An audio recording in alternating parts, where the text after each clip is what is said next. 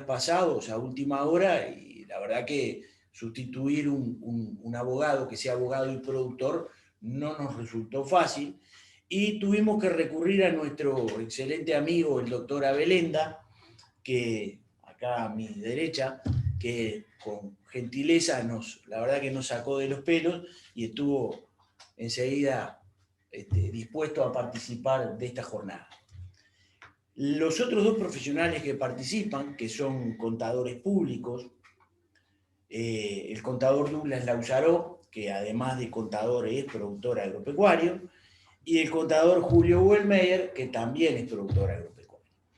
Pero como hicimos en todas estas charlas anteriores, antes de entrar directamente a los temas, yo les voy a pedir a cada uno de ustedes que hagan una breve presentación de quiénes son, qué hacen, a qué se dedican, y así la audiencia los va conociendo.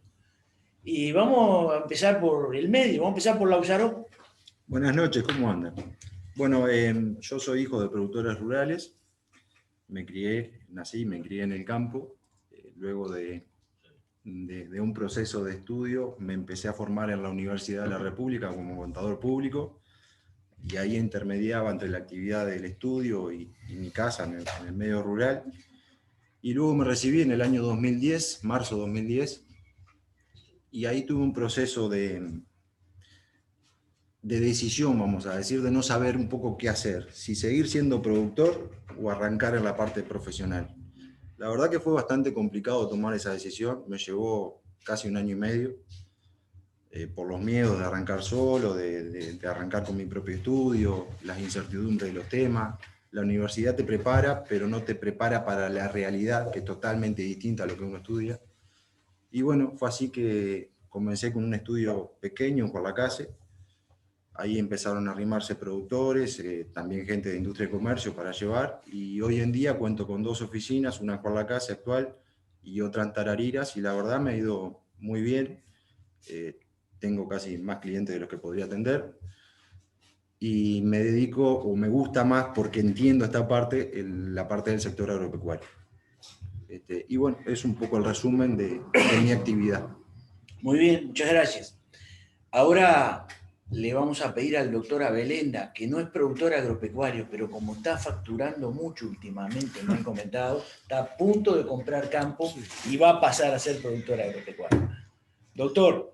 No tengo todavía ese honor de ser productor agropecuario y evidentemente si bien yo soy de Colonia Valdense en definitiva, porque he vivido casi toda mi vida aquí, conozco bastante lo que es la actividad rural, obviamente, y agropecuaria.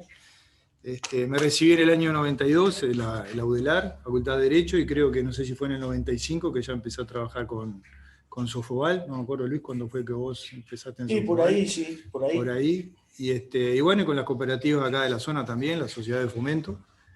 Y bueno, la clientela, como todo abogado del interior, yo hay algunas áreas que no hago, que son la materia penal, generalmente la materia familia, salvo lo que sean sucesiones, divorcios, particiones, y la parte administrativa. Y lo que más trabajo es laboral y comercial, y bueno, y muchos de mis clientes obviamente también son de la parte agropecuaria. Y por tener la suerte de compartir con los gerentes de las sociedades, sé bastante de afuera, de oído, de cómo es el negocio, pero evidentemente no soy del sector rural, pero bueno, y en estos últimos años hemos estado siempre muy en contacto con todas las cooperativas y las empresas acá de la zona, y con el tema laboral fundamentalmente, que ha ido evolucionando como evoluciona todo el derecho. Y bueno, ese es un poco mi perfil, y Luis me llamó un poco para que le diera esta mano, si bien como decía no soy productor rural, pero bueno, creo que conozco bastante del tema laboral con el perfil agropecuario. Estoy cerquita, empiezo con un pedacito arrendado, compro otro pedacito. Bueno, y después nos queda el tercer profesional, que es el contador Julio Wellmeyer. Julio. Buenas noches. Bueno, mi nombre es Julio, tengo 37 años. También nací y me crié en el campo. Cuando tenía 18 años fue ahí por el 2000-2001, en plena crisis. Entonces, cuando llegó el momento de tomar la decisión de que iba a estudiar, dudé entre ingeniero agrónomo y contador. Las perspectivas en el campo en ese momento eran difíciles. Y como me entendía con los números, me largué a estudiar de contador. Me fui a Montevideo, hice la carrera más o menos en 6 años y trabajé en un estudio en Montevideo. A partir del 3er año de facultad empecé a trabajar para adquirir la experiencia. Por eso mismo de que dice Douglas, de que la universidad te da las bases para el trabajo, pero como que te falta la preparación. Entonces empecé a trabajar para hacer experiencia. Después, por distintas circunstancias, mi padre me ofreció si yo le podía dar una mano, si quería volverme para el campo. Estaba cansado, precisaba ayuda. Y cuando Montevideo me saturó, me volví. Y me volví, no sabía bien si me iba a dedicar, iba a seguir con la profesión y ayudarlo a él. De entrada lo que hice fue una desaturación de la ciudad y me volví para el campo y no toqué más nada. Y con el tiempo el campo me fue absorbiendo. Me gusta. Y no seguí con la profesión. Así que ahora soy productor rural, ex contador.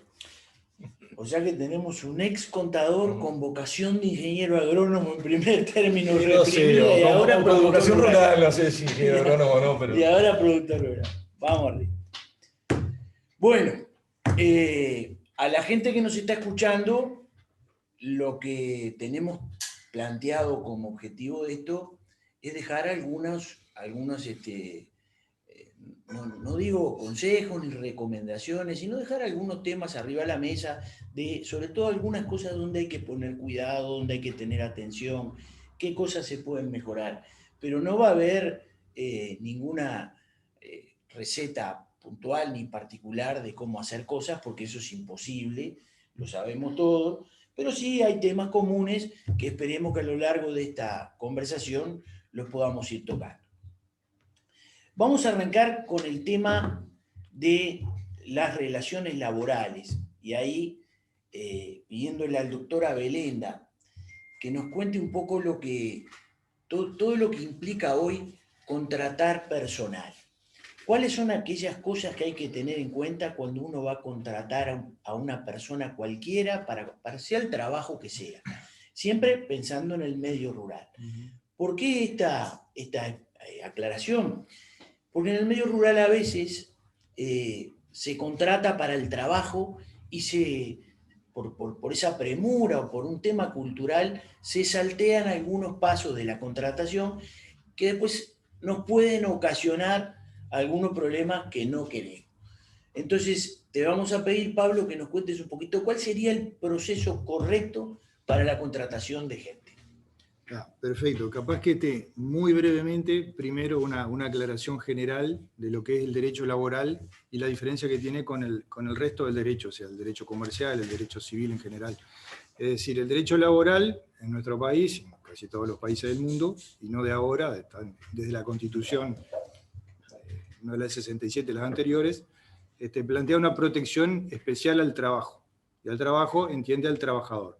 ¿Eso qué quiere decir? Que hay un montón de leyes, de decretos, resoluciones y de jurisprudencia, que es cuando terminamos en un juicio, que tienen la obligación de proteger a la parte que la ley considera que es la parte más débil, independientemente de si es un peón o un gerente de una sociedad de fomento. Para la ley, para la normativa vigente, es la parte débil de la relación laboral. Eso implica que cuando estamos en una situación de dudas, la balanza siempre se va a inclinar un poquito en favor de la parte del trabajador.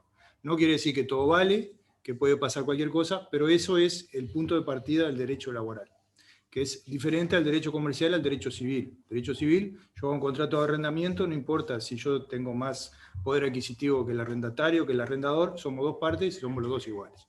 ¿Tá? En el momento del conflicto, el juez, el que tenga que decidir, nos va a mirar iguales. ¿Tá? Eso un poco para ver por qué el derecho laboral es distinto, y a veces hay algunas soluciones que no parecen lógicas. ¿Tá? Es un poco el punto de partida. Digo, esto tiene otra aplicación mucho más técnica y con mucho más argumento, pero creo que eso como punto de partida. El primer punto es cuando contratamos a alguien, ¿tá? A un trabajador. Ahí lo primero que tenemos que saber es si lo estamos contratando como un trabajador permanente, vamos a decir, del productor rural o de la empresa rural, porque estamos hablando de la parte rural, o si va a trabajar en una zafra, o si va a trabajar por un tiempo determinado, por ejemplo, para cubrir una suplencia. Esa es lo primero que tenemos que tener claro. Así todo, si fuera a ser permanente, lo que conviene hacer siempre es un contrato a prueba. El contrato a prueba nos permite que después de pasado el periodo o dentro de la prueba, si no conforma el trabajo del empleado, se lo pueda cesar, con la diferencia de que no hay que pagar un despido, una indemnización por despido. O sea, todos los contratos a término, la diferencia que tienen con el cese del trabajador permanente es que nos evitamos el despido. ¿Te puedo hacer una pregunta ahí? Sí. El empleo rural tiene la alimentación y la vivienda. Si uno no provee de vivienda y de alimentación, tiene que pagar un ficto. En estos casos de contrato a prueba, también corre eso del ficto de alimentación y ficto de vivienda. Sí, corre, habría que ver en los contratos que son por zafra, que realmente hace una tarea específica, que el trabajador que trabaja solo para la zafra, para la cosecha del durazno, de la vendimia, digo que ahí no está tan claro si la obligación de dar alimentación y vivienda. ¿Tá? Pero siempre está incorporado dentro del salario. ¿Tá? O sea, hay una parte del salario puede ser en dinero o en especie. Y si no se proporciona, ahí no ficto. El día que tengamos que hacer una liquidación por egreso para una licencia para un despido, esa cuota aparte, que es alimentación y vivienda, va a formar parte de la base de cálculo. ¿Tá? Eso es importante, eso es así por ley y no hay vuelta. Una precisión es, volviendo al tema de si vamos a contratar a un trabajador para un periodo determinado o como trabajador permanente, capaz que la distinción que hay que hacer, que esto corre para todos, pero con la diferencia que el trabajador jornalero, el que se le paga por jornal, tiene que tener 100 jornales trabajados efectivamente para generar el despido. O sea, podría incluso no haberle hecho ningún contrato de jornalero, pero siempre que le pague por jornal, no por mes. Si le pago por jornal, así todo, aunque no hubiera hecho un contrato escrito, hasta que no cumpla los 100 jornales, se lo podría cesar sin pagar el despido. ¿Tá? Después, el contrato a prueba también sería término, y el otro contrato, que es muy común, el contrato zafral. Yo sé, lo que estabas diciendo tú, Luis, que la dinámica del campo, tú estás trabajando, estás pensando en el clima, en la tierra, en el viento, en el frío, y es muy difícil andar con una carpetita como andamos nosotros, que estamos atrás de un escritorio, a ver, fírmeme acá, fírmeme allá. Yo entiendo toda esa dinámica, pero a veces ese papelito, como me dicen a mí, no tengo el papel, que es un contrato, es la diferencia entre un reclamo más o menos importante o no.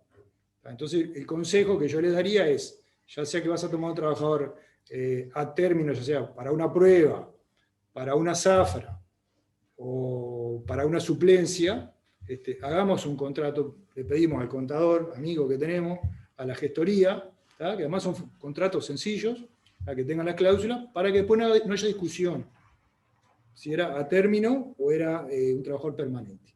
O sea, ¿eso dejan establecida alguna de las condiciones de...? Según el tipo de contrato, digo, pero lo más importante que lo que el contrato dice, o sea, pasando un poco de raya, es que finalizado el término, ya sea la prueba o el plazo que pusimos, o la zafra variable, porque no termina el 28 de febrero, puede terminar el 10 o el 3 de marzo, no sé, la zafra de la vendimia, pero terminada la zafra, está claro que yo te contraté solo para esa zafra.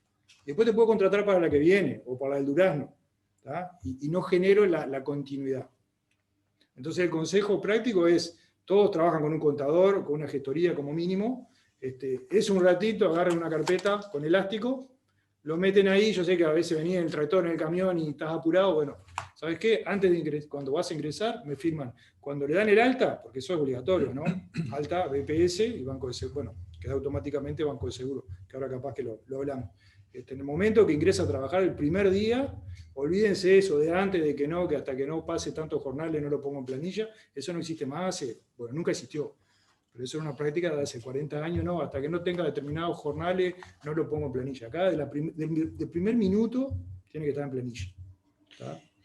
Sea a término, a prueba, O no definitivo. importa, o definitivo. Sea como sea, Como sea. cuando arranca a trabajar, contrato, y hay que ponerlo en el BPS como corresponde y en el banco de seguro. Sí o sí, para todos los que vengan, para evitar cualquier tipo de reclamo Y en posterior. el Ministerio de Trabajo. Y en el Ministerio de Trabajo En también. la planilla. La planilla, claro, sí, sí, Debería la una ley planilla, orgánica. obviamente, sí, sí. Una consulta para que quede claro cuando hablaste de lo del jornalero, los 100 jornales, sin hacer contrato, no tiene derecho a indemnización por Claro, despido. aunque no le hubiera hecho contrato, digo, lo pusiste en planilla, lo Sí. pusiste en BPS, Banco de Seguro, digo, y bueno, pues el apuro empezó a trabajar porque además te faltó gente y tuviste que contratar uno porque tenés que levantar la cosecha de papa. Si no hace 100 jornales no tiene derecho a despido, es jornalero, es la única diferencia. El mensual, si lo pusiste mensual, desde el día 1 tenía derecho a despido si no le hiciste contrato. Eso quería Eso es muy aclarar. importante. Pero no se piense que el jornalero, o sea, es la única desventaja que tiene el jornalero más alguna cosa ahí en el pago de salario. Después tiene todos los mismos derechos que el mensual. Porque eso también es una cosa de nuestros abuelos, no, el jornalero lo contrato cuando quiero, viene cuando quiere, le pago. No, no. Tiene licencia, salario vacacional, aguinaldo y en planilla del primer día. Punto. Eso. Perfecto. Otro tema polémico en este asunto de las relaciones laborales. Las horas extras. ¿Cómo documento las horas extras que se hacen en una explotación agropecuaria? Porque lo que la gente le ocurre normalmente es que cuando tiene el lío y la disputa, le reclaman horas extras que serán o no serán, porque al no estar documentada de alguna manera, con la diferencia de una empresa que se marca, se registra, acá no existe eso, o por lo menos en la mayoría de las empresas no existe. Entonces, ¿cómo se documenta eso? Primero, el concepto cortito de lo que es una hora extra. Hora extra es la que excede, la que se hace luego de la jornada legal o convencional. ¿Por qué convencional? Porque no es siempre la hora número 9, después de las 8. Si yo lo tengo contratado al trabajador por 6 horas, o sea, convencional, la séptima ya es hora extra. Ese es el concepto. Después hay todo un tema, cómo se calcula la media hora, todo eso, pero eso no importa. Eso es lo primero que tienen que saber. O sea, no es la hora 9, sino la que excede la jornada legal o convencional según el caso. ¿Tá? Lo que tú decís, Luis, de vuelta volvemos al mismo tema. Y es un tema de todos los días. Bueno, a mí me vienen los problemas, todo lo que anda bien no me viene. Pero el reclamo de horas extras es el caballito de batalla que tiene muchos trabajadores que a veces se reclama lo que es y a veces lo que no es. Y por la duda, afinamos lápiz y le ponemos 2 horas extra por día. 2 horas extra por día en una relación de trabajo de 2 años son fortuna. Como tú decís, las haya hecho o no las haya hecho. Entonces acá lo que yo voy a decir, lo que tendría que decir, la única forma que tiene, o la mejor, o sea, no la única, pero la ideal sería como mínimo una planilla de trabajo, planilla en papel, ¿tá? Con la fecha, o sea, que indique bien la fecha, el nombre del trabajador, la firma de entrada y la firma de la hora en que entró y la hora que salió. No precisamos un reloj, no precisamos uno. Digo, con eso, si está correctamente, dice el día, la hora que entró firmó y la hora que salió firmó, ese es un documento muy importante. ¿Tá? Porque si no, después terminamos en los famosos testigos. Y ahí, como yo te decía, cuando terminás en un juicio, en caso de duda, no quiere decir que siempre le van a dar la razón al trabajador, en caso de duda, la balanza siempre se va a inclinar a favor del trabajador. Entonces, a lo práctico es, de vuelta lo mismo.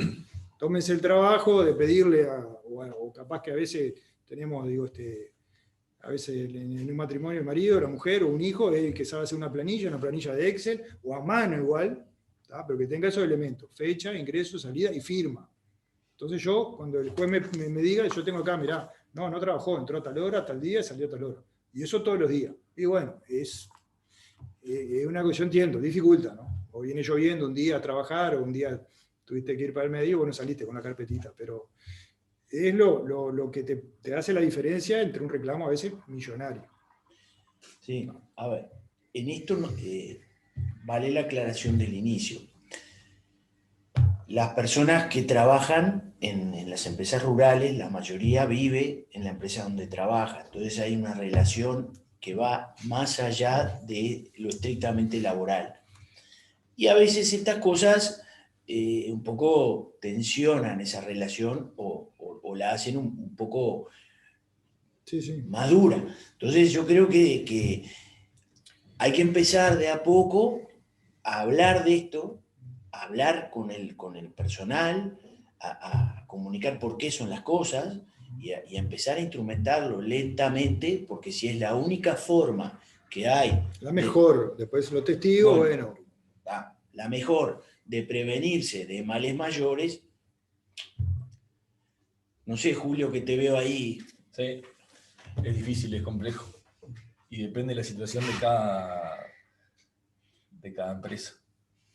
Algo familiar muy chico, en el que está viendo para dónde va a disparar, para hacer cosas, son cosas que se te escapan. O a veces empresas grandes que los dueños no están en el campo y viven en una ciudad y no tienen el control de si... Para empezar, creo que en principio, para que exista una hora extra, tiene que haber un mandato del patrón para que se quede, o una aprobación para que se quede a trabajar más horas. En principio, se supondría. Pero claro, cuando vos no estás en el lugar de trabajo, y si no hay nada documentado, hay que buscar alguna manera de documentarlo. Sí. Sí. Porque el mandato va a ser verbal y siempre me lo dijo y si no se lo dije, y esa es la discusión, que me imagino que después termina, que siempre se termina arreglando con plata, porque siempre se termina arreglando con plata, más o menos, pero con plata. Bueno, al igual que las horas extras, los días libres. Que me imagino que tu recomendación va a ser exactamente la misma. Sí, documenten los días libres que la gente toma. Y cumplir con los descansos. Yo entiendo lo que dice Julio, sobre todo en los emprendimientos chicos, que hay mucha afinidad con el trabajador, claro, con la familia.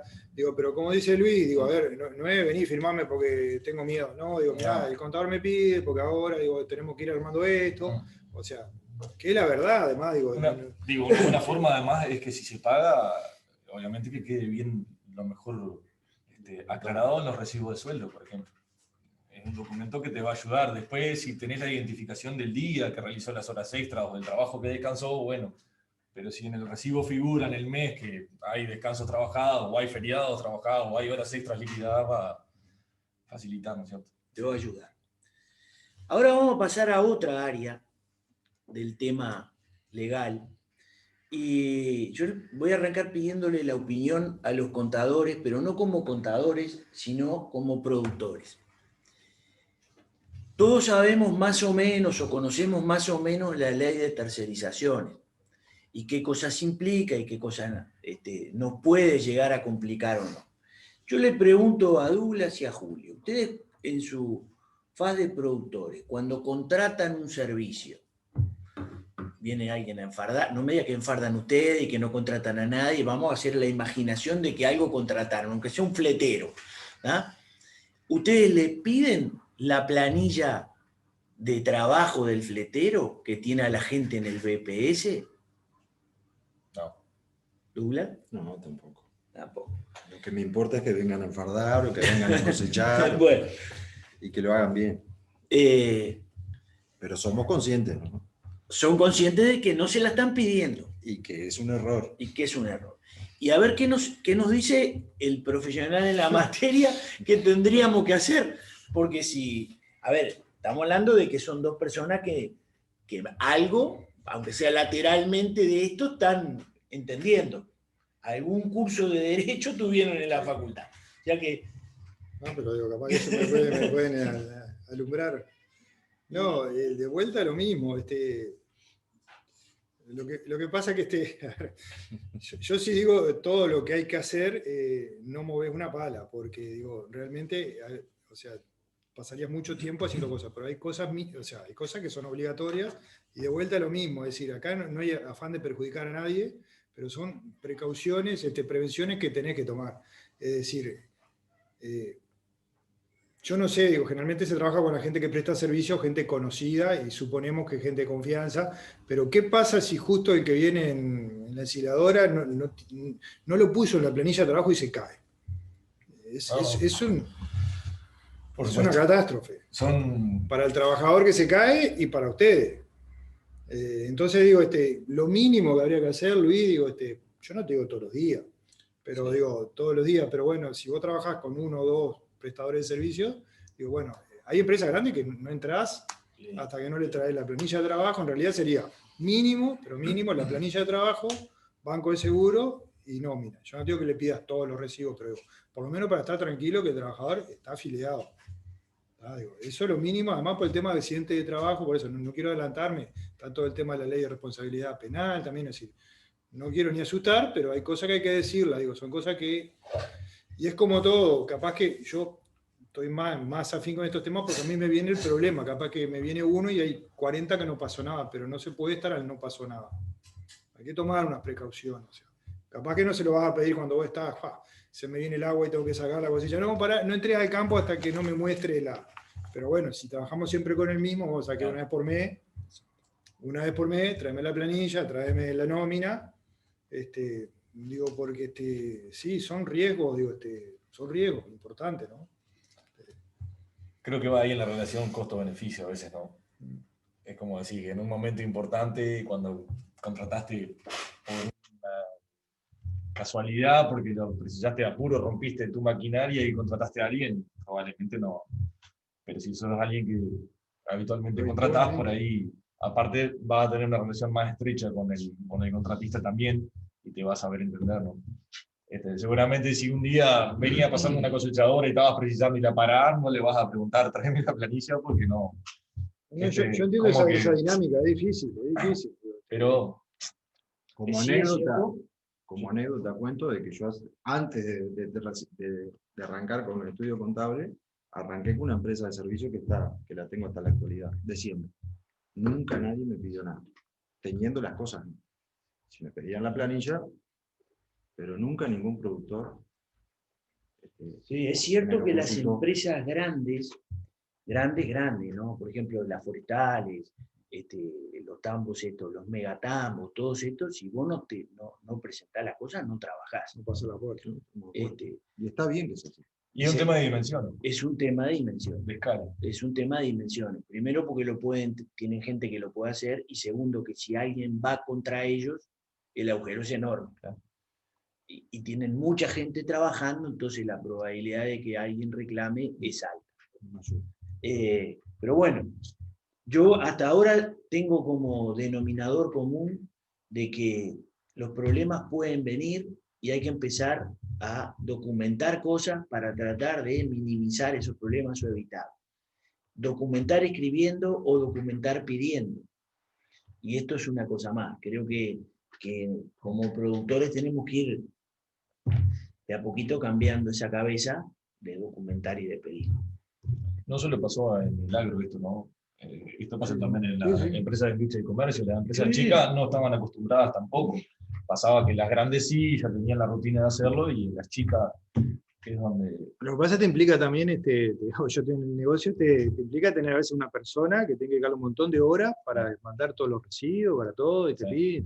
Tiene un costo administrativo. Tenía un costo administrativo, pero bueno, sí, como decía Luis, hay que ir de a poquito juntándonos con toda esa argumentación, ¿no? Ahora te cambio de lugar en el tema porque también dentro de la gente que nos está escuchando hoy, hay mucho contratista de servicio, el empresario que vende el servicio.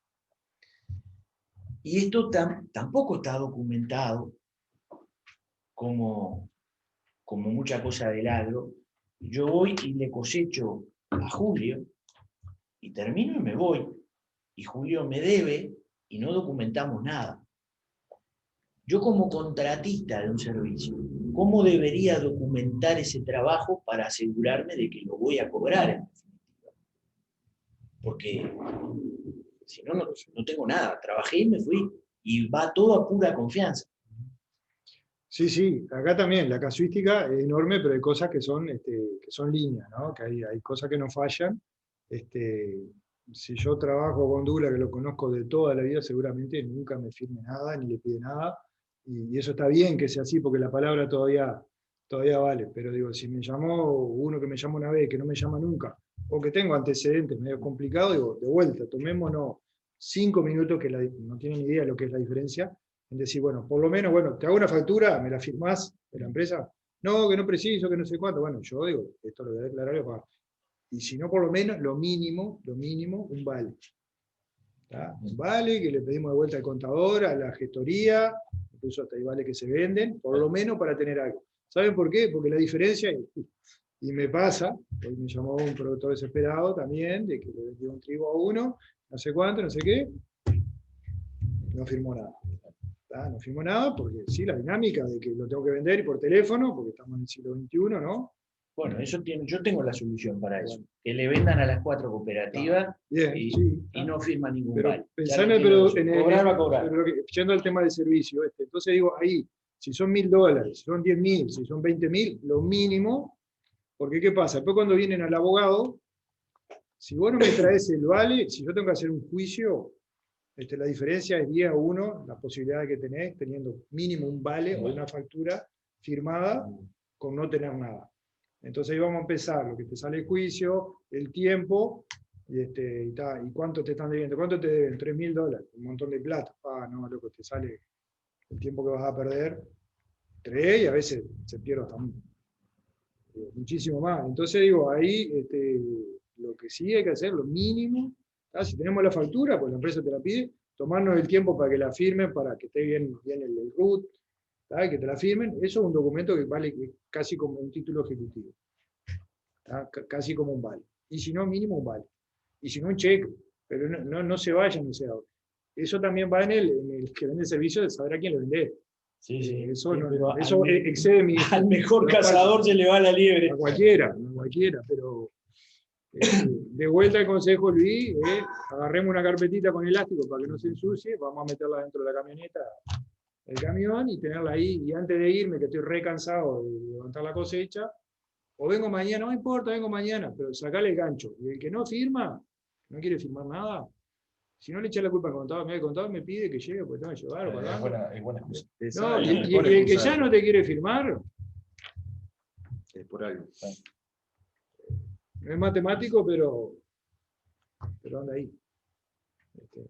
Ahora, otra vez en su carácter de productores, ¿han hecho alguna vez cultivos en campos ajenos, así, a medianería? ¿Han hecho cosas de ese tipo?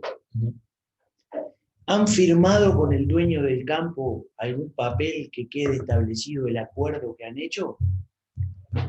¿O le digo, este año te hago maíz y te doy el 12% de pura boca, y así quedó, y le dieron el 12% y listo? Y que en la mayoría de los casos, cuando lo haces con alguien conocido y lo haces así. Por lo menos en mi caso. Sí, igual. Después los contratos de arrendamiento son cosas distintas. Cuando Sí, arrendás porque- un campo por sí. 3 años, 5 Sí. años, Sí. haces un contrato y después a veces haces la renovación o... Tiene implicancias fiscales también, Sí. tributarias, ya la cosa, pero el arrendamiento yo creo que debe ser muy poco los casos que se arrienda de palabra, ¿no? Pero las medianerías La medianería. deben ser el 95% de palabra. Nuevamente, ya me imagino tu respuesta.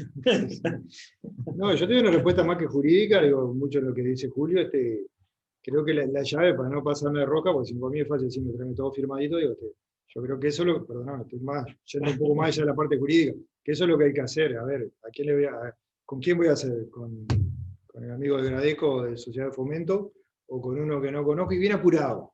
No. Viste que viene apurado, así, no, pues, entonces ahí, bueno, capaz que me tomo 5 minutos, 10 o 1 hora y me voy hasta el pueblo a hablar con el estudio que me asesora y que me haga el papelito, ¿verdad? De vuelta lo mismo, pero ahí más fácil es decirte, ¿sabes qué? A todo el mundo, no, porque si hay cosas que vos hiciste 10 años con tu vecino o con tu pariente y anduvo bien, bueno, hacerlo así. Tampoco te puedes poner tan... Si no, no trabajás tampoco. Pero tener un papel que deje establecidas las condiciones para que después no... Si no te la discutís, después no, era más, era menos. Era más, era entonces, menos. Vos La me lo memoria, ibas sí. a entregar puesto, a retirar de chacra. Esas cosas se pueden establecer Se en un pueden documento establecer. y puede ayudar a...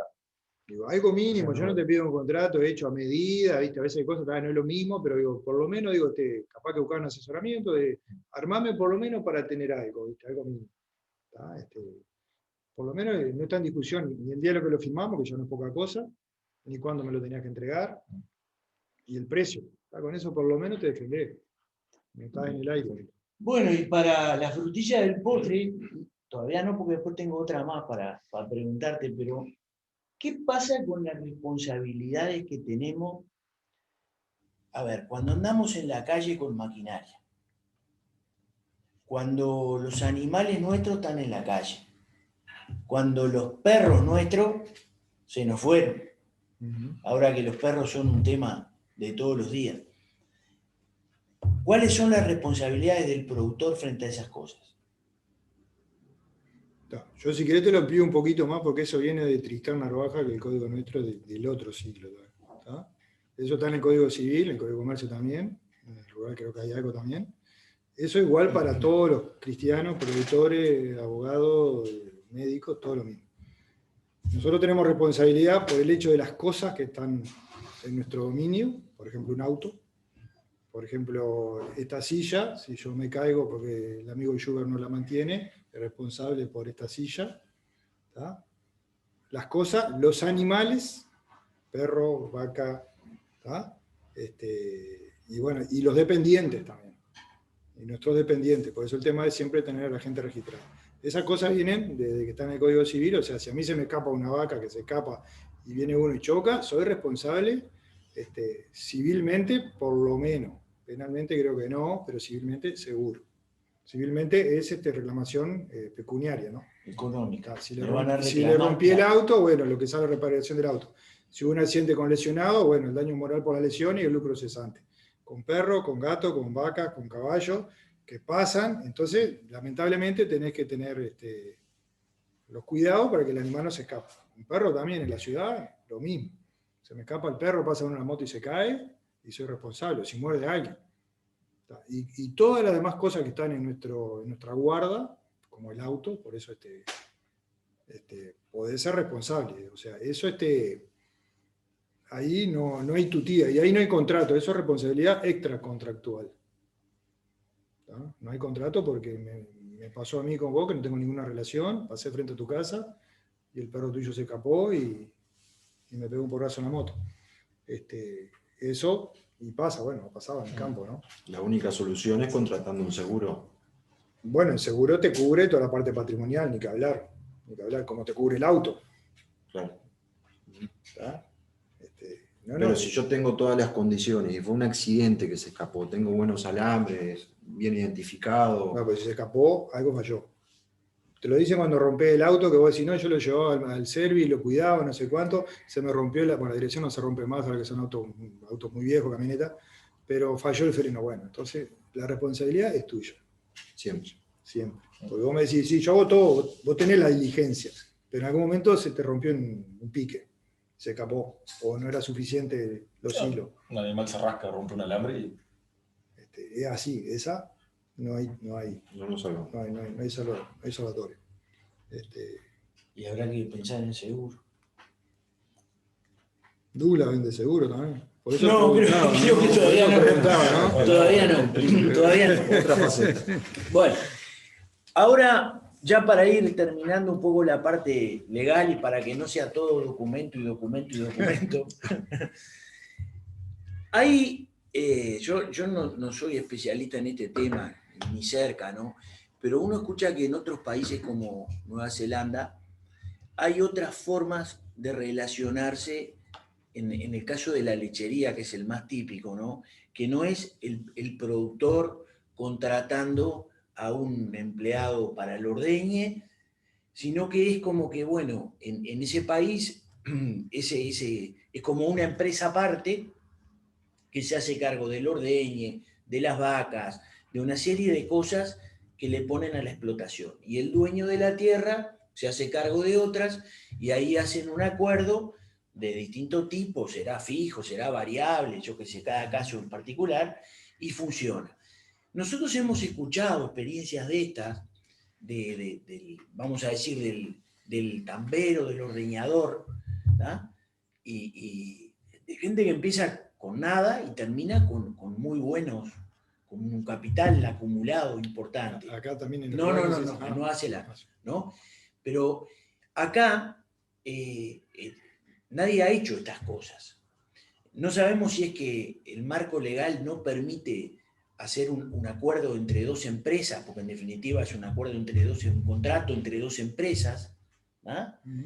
Y bueno, queremos empezar a investigar estas cosas, porque sí es muy común, y ahí vuelvo a lo del inicio, que mucha gente tiene un tambero que le paga un sueldo fijo, que figura con X sueldo, pero que le da un porcentaje de la remisión de leche, que funciona bárbaro 10, 12, 15 años, 30 años. Cuando se acaba esa relación, muchas de las veces hay un reclamo. Y ese reclamo son cifras millonarias por aportes que nos hicieron, por cosas que nos hicieron. Entonces, un camino a andar sería este de una empresa contrata a otra empresa y ahí, Y ahí empieza el problema de la tercerización. bueno, No, porque entras en eso de que estábamos hablando, que en realidad vos terminás siendo de todas formas bueno, responsable de la empresa que contratás para... pero te pido todos los papeles. Hacemos los deberes y te pido la planilla, Claro. el recibo, no sé, porque además es contigo solo Sí. que contrato, ¿no? Como empresa. Yo lo que no me, la otra vez creo que habíamos conversado algo, no logro imaginarme un caso concreto para ser un poquito más específico. No conozco, realmente no conozco la realidad de Nueva Zelanda. No, yo tampoco. ¿eh? No, bueno, Yo pero lo que he ustedes están escuchado, mucho más gente cerca que habla. que yo, evidentemente, conocen más del negocio. Lo que les puedo decir son dos cosas generales. Digo. Tenemos toda una serie de contratos que están regulados en el Código Civil, en el Código de Comercio y en muchas leyes que tienen nombre: arrendamiento, hipoteca, compraventa, permuta, que eso está regulado, ¿tá? Y hay un sinfín de contratos que se pueden hacer, que son innominados, porque no tienen un nombre, en la medida que se cumplen con los requisitos de cualquier contrato. No sé, yo qué sé, estamos acá y no se nos ocurre que vamos a armar servicio, entonces vos vas a hacer una cosa, vos vas a aportar otra, o sea, no es una sociedad y lo vamos a hacer por un plazo de 6 meses renovable, o sea, algo que estoy inventando, como puede ser eso que estás planteando. O sea, eso no está prohibido, marco legal, no hay inconveniente en la medida que tenga los 4 requisitos que se precisan para hacer cualquier contrato. ¿Tá? Se podría inventar algo nuevo, obviamente no podemos hacer actividad financiera, servicios de salud pública, pues un disparate de salud, o sea, cosas que están reguladas y que tienen que cumplir con un montón de cosas. Lo que no tenga una regulación específica, cumpliendo se puede hacer. De hecho, hay muchos contratos que se hacen de cosas raras, ¿viste? Yo qué sé, no sé, cosas sencillas, a veces muy domésticas. O sea, eso se podría hacer, sin perjuicio que después si la cosa avanza, la legislación capaz que sacan algo, como salió en su momento el fideicomiso, salió un montón de formas nuevas, ¿tá? Pero eso ya más específico porque hay regulaciones financieras, ¿tá? Pero sin haber todo ese tipo de trabas, se podría hacer cualquier contrato. Ahora, lo que hay que tener cuidado, un poquito lo que decía Julio, siempre y cuando sea una relación comercial entre iguales, que no estemos tratando de disimular una relación de dependencia laboral. ¿Tá? Por eso, si es contratación de servicio, es contratación de servicio, no hay problema. Volvemos a lo que teníamos antes y tenemos que respetar la ley de tercerización y pedir toda esa documentación para estar tranquilos. Ahora, si realmente es un negocio entre ustedes dos, por ejemplo, porque yo aporto una cosa y vos el otro, que hacemos por 6 meses y después renovamos, si es así, no hay problema y no hay inconveniente. Lo que no se puede hacer, ¿tá? Que eso en el derecho laboral también después rige lo que se llama el principio de primacía de la realidad, es disimular una relación laboral. ¿Tá? Yo le voy a llevar a Douglas, excelente contador, a trabajar en una empresa que yo tengo. Pero Douglas, ¿sabe qué? Facturame, pero vos venís todos los días a trabajar acá. 8 horas, marcás tarjeta, pero me facturás. Ahí yo estoy disimulando una relación laboral. ¿Tá? Si en cambio vos te quedás a trabajar en tu escritorio y me atendés a mí y a 10 clientes más, es un servicio profesional.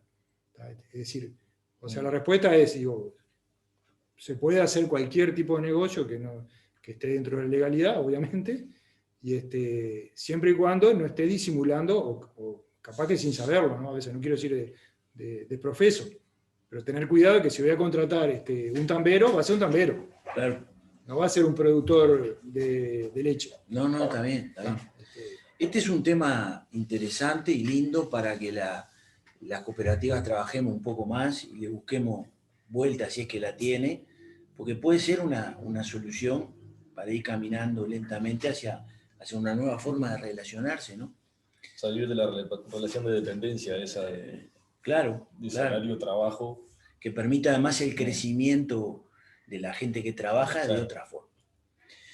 Y bueno, ahora vamos a venir a la parte más jugosa de la charla. Porque, Pablo... Gracias. No, ¿sabés por qué? ¿Sabés por qué? Porque esta gente nos va a decir cómo hay que hacer para pagarle menos a la impositiva.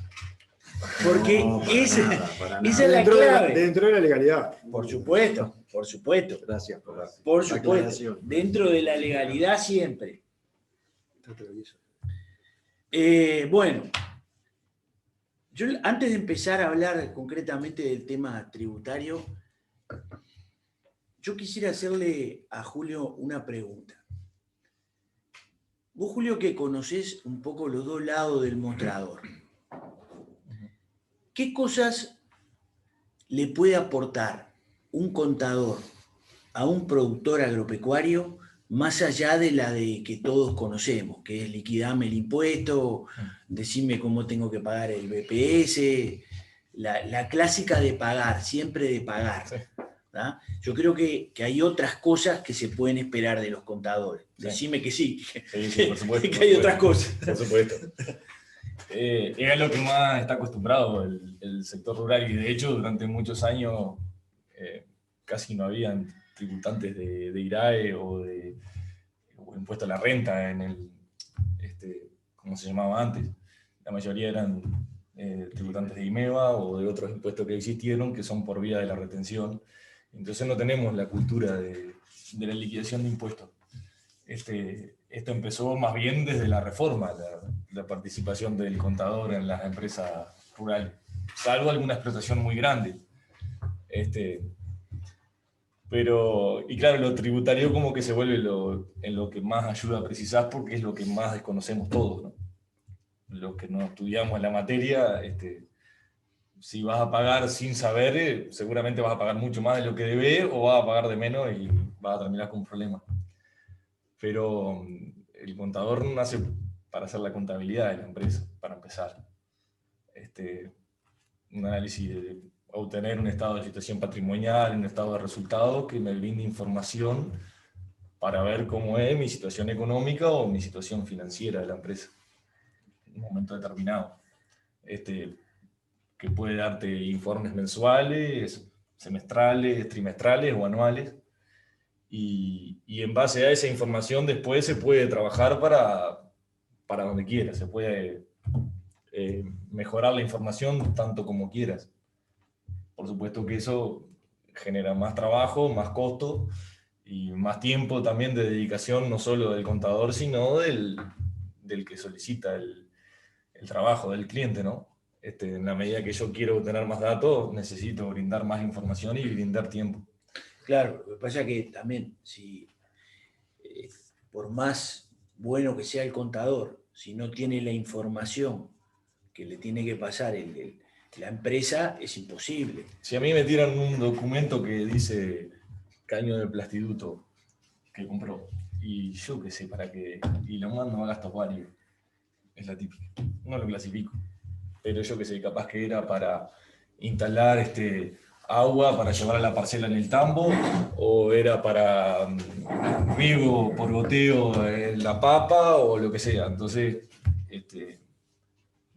ahí es donde hay que ponerle trabajo.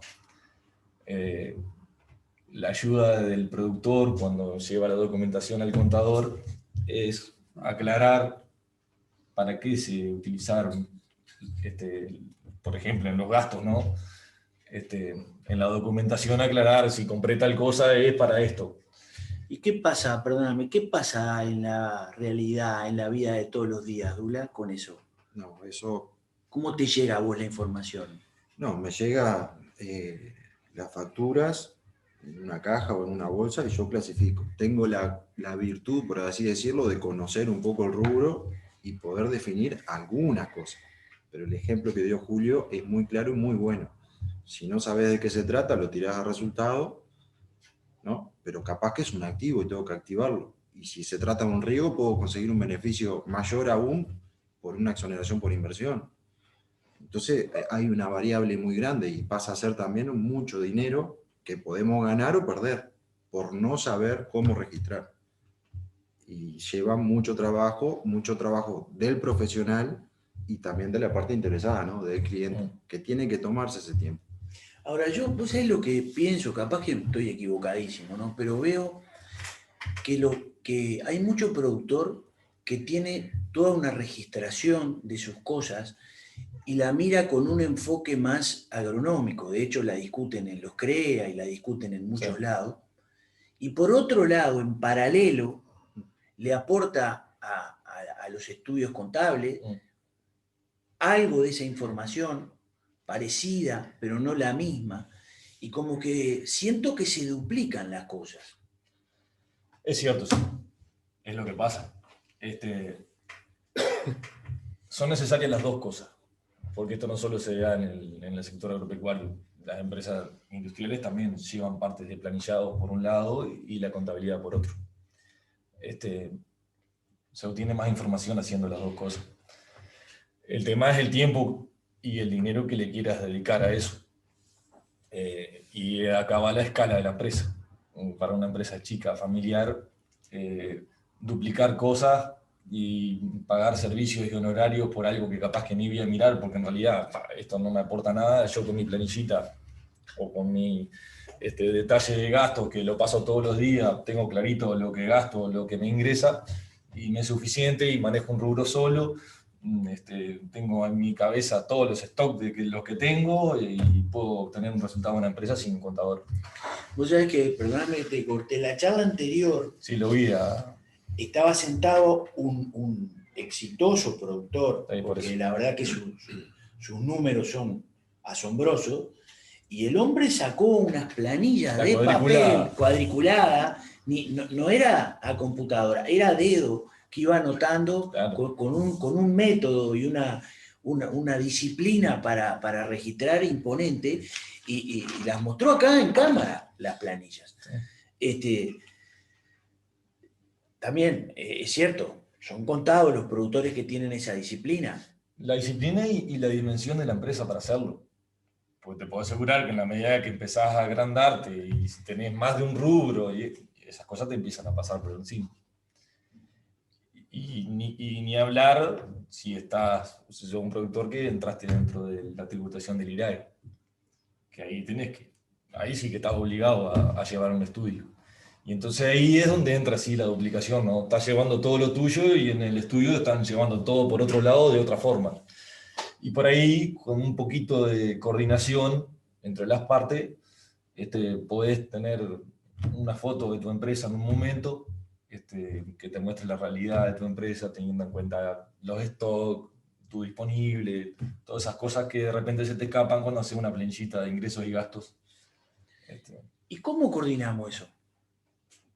¿Cómo empezamos esa coordinación? Porque la coordinación esa que plantea Julio nos va a dar beneficios.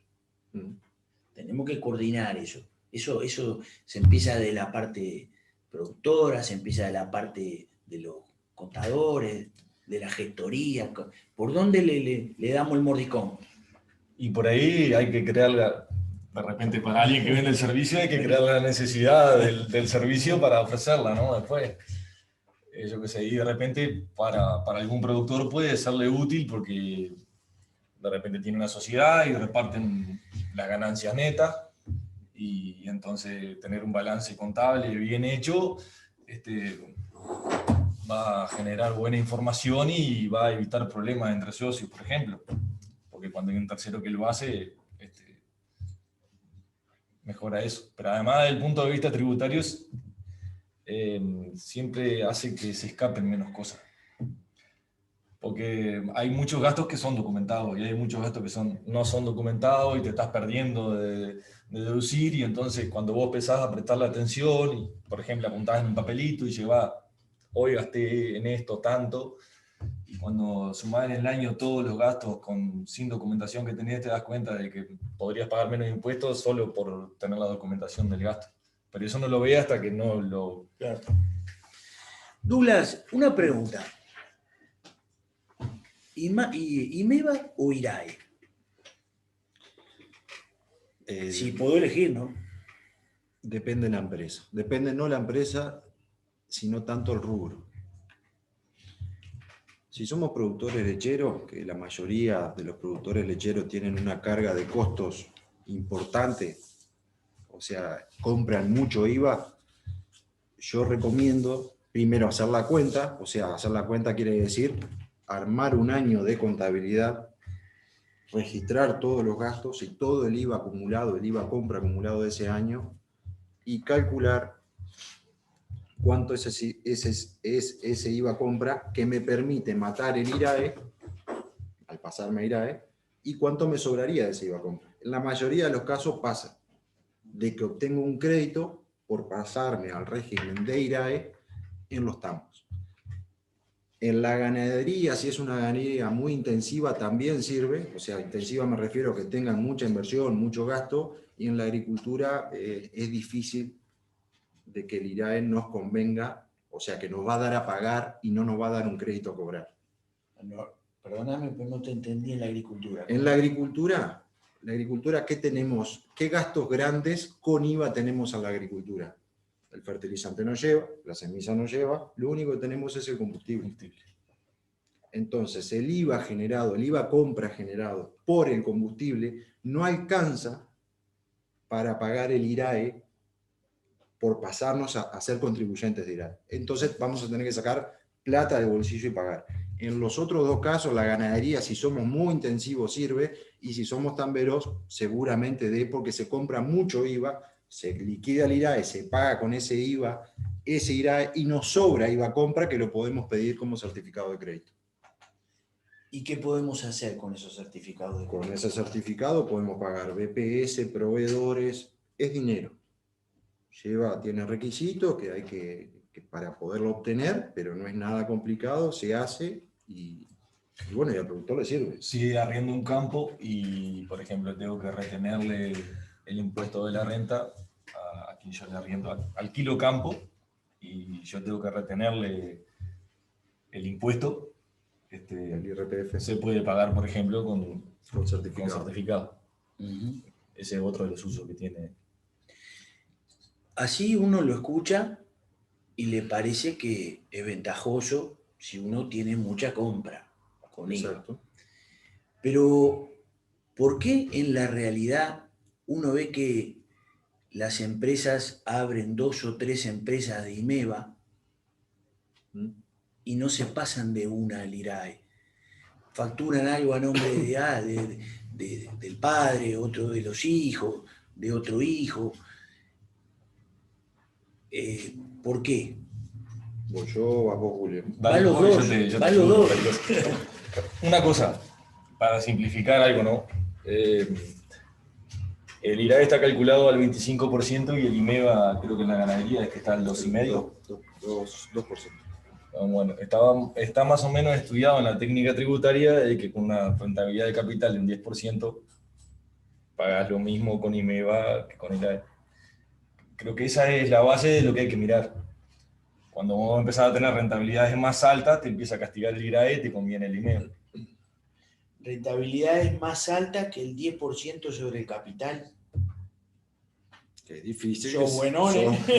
Bueno, pero esa es la base. Imposible. Se supone que esa es la base sobre la que está, porque un impuesto sobre la venta es el 2,5 y el otro es el 25. Exacto. Esa es la forma en que medio se diseñan las cosas. Volviendo a tu pregunta, retrocedo al inicio de la charla de cuando dije que cuando terminé la facultad salí de la realidad y vi que el mundo era otra cosa. En la parte tributaria me pasó exactamente lo mismo. Yo creo que tenemos incorporados situaciones o tabú, por así decirlo, de que si nosotros somos IRAE, estamos más expuestos o genera miedo, ¿no? Y por eso es lo que pasa, porque yo he hablado con muchos productores y me dicen, no, yo papeles no quiero, IRAE no quiero liquidar, cuanto menos me controlen mejor. Y yo creo que pasa mucho por ahí, pasa por desconocimiento, por miedo de no querer que se lleve una registración, de que se arme una declaración, que va a DGI, que DGI mira los números. que eso hoy en día con la facturación electrónica nadie se escapa. Hoy en día, sea Simeva, sea Sirae, lo que sea, DGI sabe todo lo que vos vendés. Y lo peor es que sabe todo lo que comprás. Hoy en día DGI te puede controlar más por las compras que no por las ventas para los productores. Porque en el caso del IMEVA, la industria retiene por la venta mía que hice como productor y la transacción muere ahí, queda ahí. Pero siendo IMEVA, yo si le compro a Sofoval, a Cradeco, a Fomento Nueva Helvecia, va a ver todas mis compras. DGI sabe cuánto gasto yo comprando. Entonces vos no podés mentir en nada, no podés evadir nada de tu venta, porque ¿qué pasa? Si vos comprás más de lo que vendés, no tiene lógica, y una empresa no puede perder por el resto de la vida. O sea, en algún momento tiene que dar quiebre. Y bueno, eso yo creo que pasa un poco por ahí. Hay condiciones de ser IMEVA, IRAE, que son beneficiosas, que son reglamentarias, que se pueden hacer. Y yo creo que hay que apuntar por ese lado. Pero pasa, tu pregunta, lo que va relacionado, pasa por desconocimiento y hago mea culpa de que debemos informar más a las empresas. También les diré que de este lado uno tiene la sensación a veces, o está el mito de que, por ejemplo, cuando un abogado se mete es porque el lío, porque a los abogados le encantan los líos. Y el mito de los contadores es como que trabajan para la impositiva, que siempre están queriendo que uno pague. Y yo, a ver, estoy seguro que a los abogados le encantarán los líos donde cobran los honorarios, pero no le encantan todos los líos porque sí, y no todos los contadores trabajan para la impositiva. No. Eso es común, ¿no? En realidad... Pero ya lo escucharon ustedes. Sí, por supuesto. Ah, bueno. Me lo dijo mi padre. Ah, bueno. El contador te tiene que decir lo que vos deberías hacer. Porque si no te lo dice y después te pasa algo, el culpable es el contador. Perdóname que te vuelvo a interrumpir. Sí. En la primer media hora, 40 minutos de la charla, el doctor Abelenda nos dijo lo que deberíamos hacer. Que si nos pasa algo y no lo hicimos, lo deberíamos hacer. Documentar, registrar los contratos, todo lo que habló Pablo en esos primeros 40 minutos. Ahora ustedes nos están diciendo que cumplen, desde el punto de vista tributario, por llamarlo de alguna manera, o contable, una función similar. No nos dicen lo que se debería hacer. Sí. Es la idea. Si yo te dijera lo que no deberías hacer, estaría cayendo en una infracción frente a la administración y frente a la profesión, además también. Si vos querés escaparte de algo, lo que tenés que hacer es no decirle al contador. Eso es lo que yo le digo. Y asumir, bueno, ese es un buen dato. Y asumir la responsabilidad vos, no podés pedir que el otro asuma la responsabilidad. Sí. Si van a cometer alguna cosa rara, no la cuenten. No. Es mejor no saber.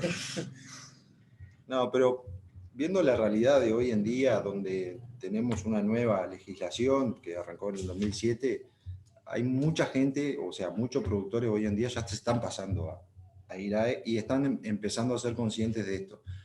Me quedé pensando en la pregunta tuya, en realidad en tu comentario posterior, donde dijiste ¿por qué pasarme a IRAE si obtengo un beneficio? ¿Por qué no lo hice antes? O cómo DGI me está dando una ganancia, por así decirlo. Que eso me lo han dicho muchos productores. ¿Cómo puede ser que yo haga plata Si no la veo. si no la veo, pero a su vez solamente por presentar la factura y armar una declaración? Que me la dé la DGI, desconfío. Bueno, pero pensemos, porque cuando venía para acá, para la charla, venía pensando, vamos a dar una charla y hablamos de productores. Y nos cuesta decir empresarios rurales. Siempre somos productores, vemos la productividad. Estamos enfocados en producir, en que la vaca me dé más leche, el pollo más carne, los granos, sacar más. Está bien eso, pero también tenemos que verlo como empresario. Nosotros como empresarios tenemos el mismo derecho a descontar una factura, a descontar el IVA, a pagar menos IRAE, como lo tiene cualquier almacén o comercio de la vuelta. Somos lo mismo. ¿Ah? ¿Por qué DGI nos nos otorga ese crédito porque DGI obtiene una información muy valiosa con esa declaración que nosotros armamos. Y que a su vez estamos cumpliendo con un requisito legal. No es que yo puedo optar por ser IRAE, pero luego de cierta facturación, yo tengo la obligación de ser IRAE. Claro. Me obliga el Estado, me obliga la ley. Después de 2 millones de UI de facturación anual, que hoy anda a los $210.000 más o menos, yo paso a ser IRAE ficto. Y si supero los 4 millones de UI, que son $430.000, $440.000, yo paso a ser IRAE real. IRAE real quiere decir que tengo mis ingresos, todos mis gastos, y lo que queda, el 25% es lo que pago. Es contabilidad real. Perdóname que te corte. Si yo paso los $210.000, 2 millones de UI, aproximadamente. yo hoy ponele, andan por 2 ahí. millones Sí, de está. ¿puedo elegir por el ficto o el real? Sí. Sí, Pero si elijo, tengo que estar 3 ejercicios. está. ¿Tá? O sea, yo supero las 2 millones de UI de facturación, caigo legalmente dentro del régimen de IRAE ficto. En el IRAE ficto lo que me va a importar solo el IVA.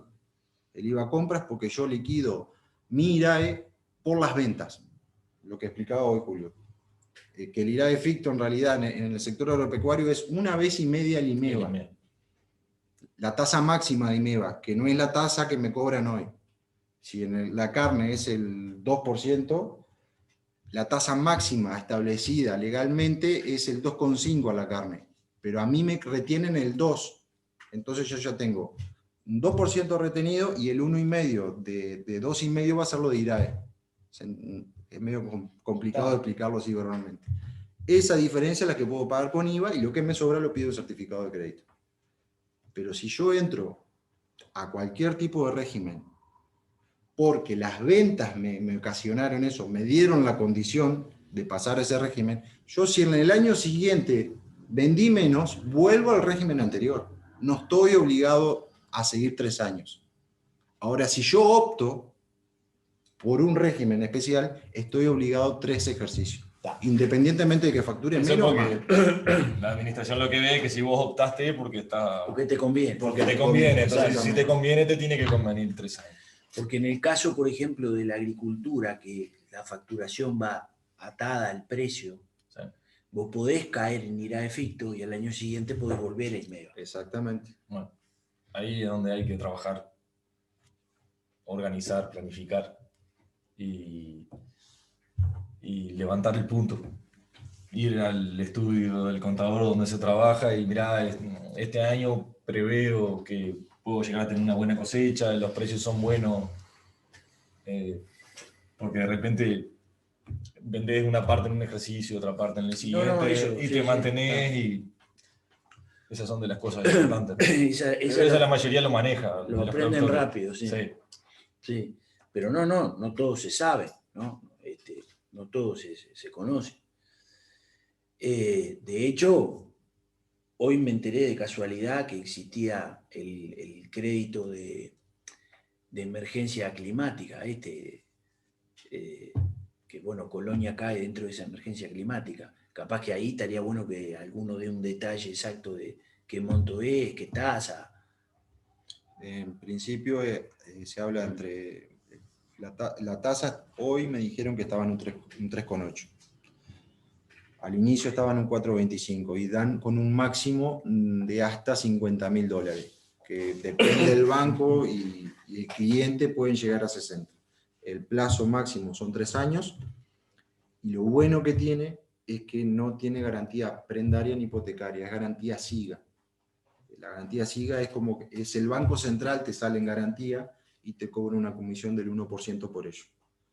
Es recomendable, se puede utilizar para pagar algún crédito con una tasa mayor y lo bueno que tiene es que bueno, es bastante flexible y el plazo para poderlo obtener vence en diciembre. Esto va a existir, por lo que dicen, hasta el 31 de diciembre. Esto es un crédito que lo sacó el Banco Central al principio por la emergencia sanitaria para la parte de industria. Como no se utilizó, no lo pudieron gastar, por así decirlo, la parte de industria, lo largaron para el agro ahora. Y me parece que está muy bueno, está aparte muy barato. ¿Está bien? Es una alternativa. Entrando ya en el tema bancario y financiero, ahí uno lo que ve también todos los días, que hay siempre como una doble cara de la cosa. La gente hace un balance más o menos, porque no quiere poner muchas veces todo lo que tiene, a pesar de que, como decís, la impositiva ya lo sabe todo, pero a su vez quiere que ese balance le permita operar con todo lo que tiene. Entonces, si es difícil no declarar todo y después acceder a crédito por más monto, por no topearse en garantía, no topearse en ese tipo de cosas. Me da a mí la sensación, también viéndolo, de que la gente no le da al balance la importancia que el balance tiene. Claro. Lo pone como un trámite, tengo que hacer un balance. Antes ibas al banco probablemente con tu papelito, mirá, esto es lo que yo hago, esta es mi planificación, y te piden una carpeta, bueno, hacen una carpeta por cliente, entonces ven cuál es tu proyecto, cuál es la idea, qué garantías tenés y cuáles son tus ingresos. Y ahí es lo que siempre se hacía, te piden la declaración jurada de DGI. Y solo salen tus ingresos, no salen tus gastos, no salen tus disponibilidades, no salen tus créditos, no sale nada. Hay cosas que sí salen, perdón, pero No todas. el tener una contabilidad real y completa le brinda mejor información al banco o a proveedores, inclusive también, si hay negociaciones que a veces te piden datos de tu empresa, y tener un balance completo aporta. Es un poco lo que hablábamos hoy, ¿no? Del doble trabajo ese del productor con el ingeniero y el contador y el productor por otro lado, o sea que llevan dos contabilidades, o contabilidad de administración. Yo creo que ahí tenemos que trabajar más y formar un grupo de trabajo entre el productor, el ingeniero y el contador para tratar de unificar eso y que el balance que hagamos para el banco no sea solo para el banco, que nos sirva a nosotros como productores para ver la realidad de la empresa o la foto de la empresa y poder determinar índices, poder determinar resultados a futuro, jugar un poco con esos números y aprovecharlos de esa forma. Y yo creo que no duplicar el trabajo, eso es esencial, porque si no se cansa la gente. Un poco lo que decía Pablo hoy, yo entiendo que el productor no se va a poner a hacer números y a anotar de noche cansado, después de una jornada laboral larga, lo que gastó y lo que no, pero intenten por lo menos en un papelito anotar y tirarlo dentro de una caja. Después yo como contador tengo que darle la solución a él de ir a buscar eso, de registrarlo y si tengo duda de llamarlo y preguntarle, pero hagamos un trabajo en conjunto que sea beneficioso no solo para el banco, sino para él, para la toma de decisiones. Nuestro trabajo como contador no es liquidar impuestos y armar un recibo de sueldo. A ningún contador que le preguntás le gusta hacer, porque es siempre monótono, siempre lo mismo, y no es lo que estudiamos. Está bueno utilizar esos números para obtener índices, resultados, predecir. Información para la toma de decisiones. Exactamente. Esa es la frase, ¿no? Exactamente. Que yo creo que nadie hace, por ejemplo, me ha pasado personalmente, que uno va y dice, voy a cambiar la máquina, la sembradora, y la cambiás y no sabés ni por qué la cambiás. O sea, sentí la necesidad de hacerlo, pero no tenés los números que te certifiquen o que te ayuden, porque ojalá se cumpla todo lo que uno predice, ¿no? Pero basada en la intuición y en la sensación. Exactamente, pero no tenés un número que vos digas, la verdad que si esto va por este lado, si yo considero que voy a tener estos productores a futuro con esta área que me van a dar trabajo, yo puedo pagar la máquina. Eso, la verdad que no lo utilizamos y es una herramienta fundamental. Nos ayuda. Esto va con la escala de la empresa. Yo vuelvo a repetir lo mismo, ¿no es cierto?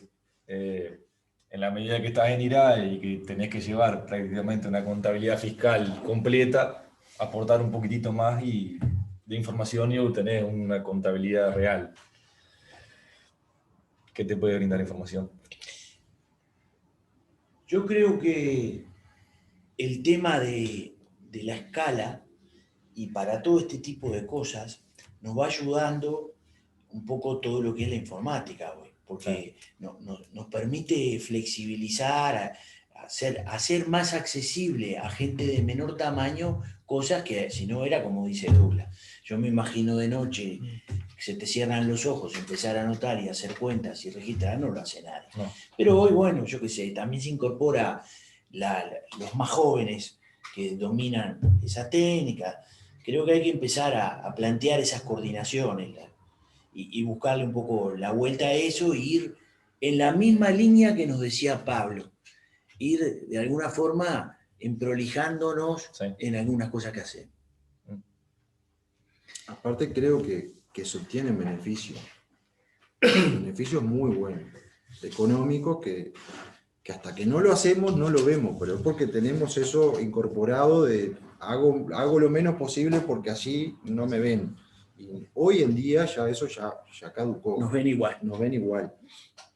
En IMEVA, por ejemplo, no sé si hay mucha gente que sabe, pero se puede descontar el 12% del fósforo.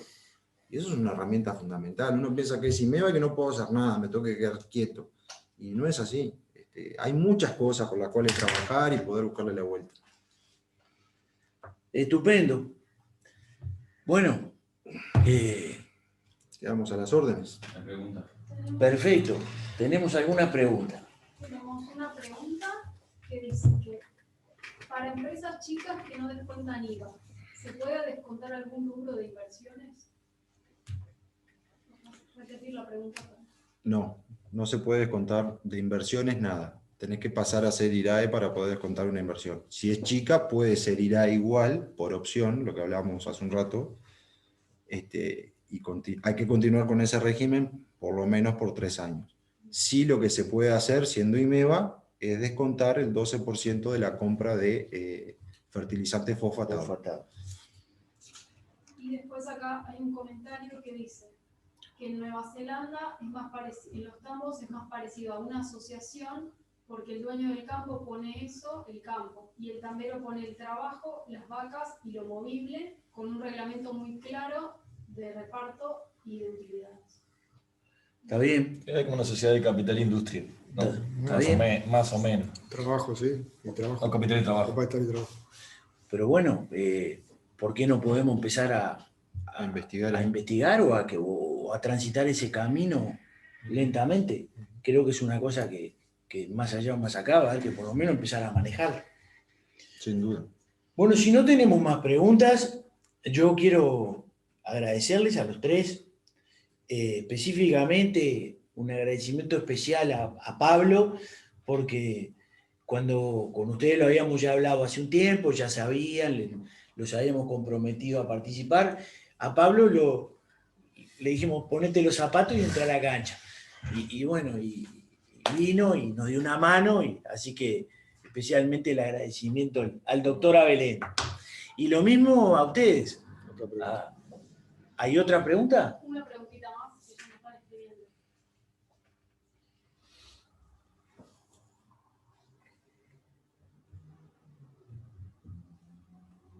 ¿Cuánto tiempo es el mínimo del contrato de trabajo a prueba?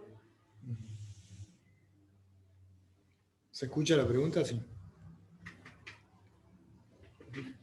La pregunta es, ¿cuál es el término del plazo mínimo para el mínimo, decía?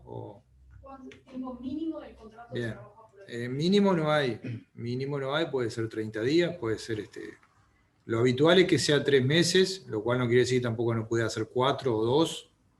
Lo que no puede haber es una renovación sucesiva, o sea, podría haber una renovación, porque justamente volvemos al tema de que en realidad estamos tratando de disfrazar una relación permanente.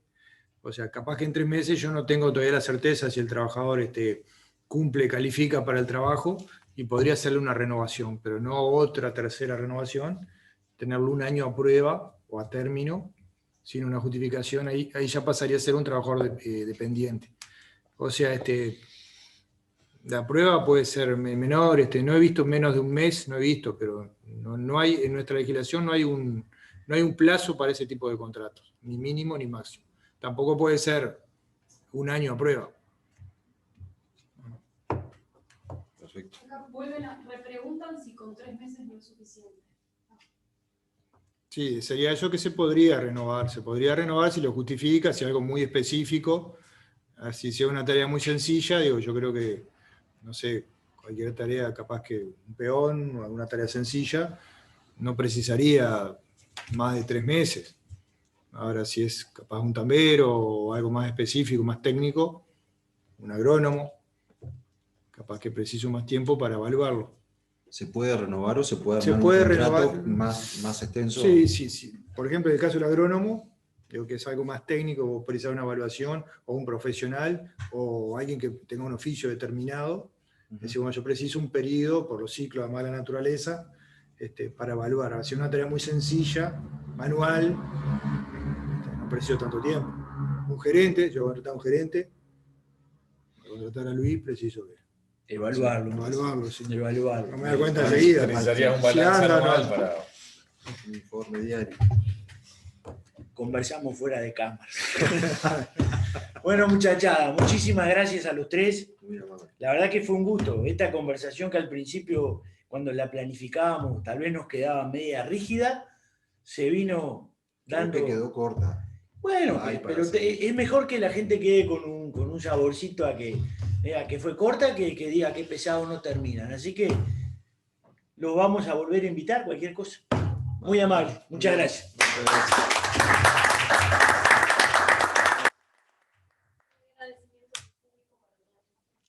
Muchas gracias.